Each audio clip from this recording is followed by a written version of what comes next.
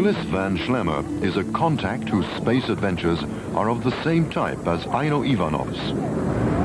I've had meetings with beings from other planets on UFOs twice.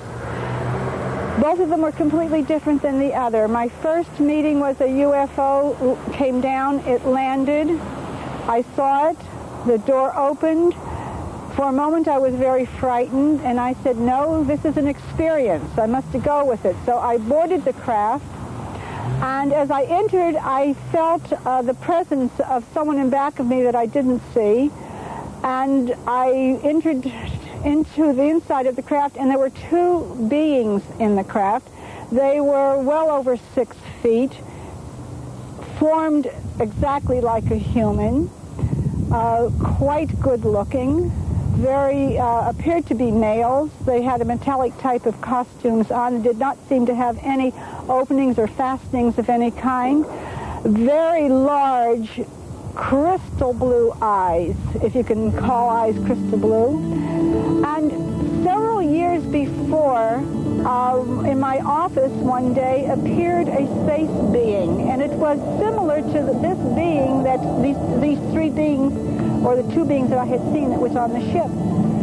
The trip was to the moon. They put this type of helmet on. It was like a plastic helmet or plexiglass, and it had a rim all around it. It was clear. It was a double plexiglass or plastic. It had little holes around, and when they put this helmet on me, it created an atmosphere around me that I could breathe. Because I had told them, look, we're on the moon. I want to go out. You can't bring me here and then not take me out on the moon. So they put this device on me, and as I walked, it seemed that the surface kept it above ground, so it functioned in this manner. I don't know how it worked. But they opened the door, and one took one hand, and one took the other hand, and they took me outside, and I was so happy because they were holding me. I was floating, and they were holding me down.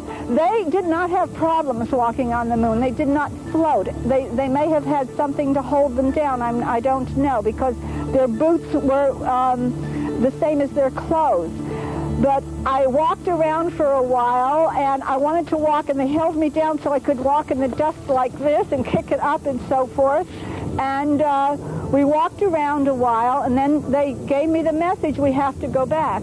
And they took me back in, and took me off the took the device off me. I sat down and came back, and it was when I got off the ship and then went back into the house, it was 6:20 in the morning, and I had left at approximately 2 o'clock.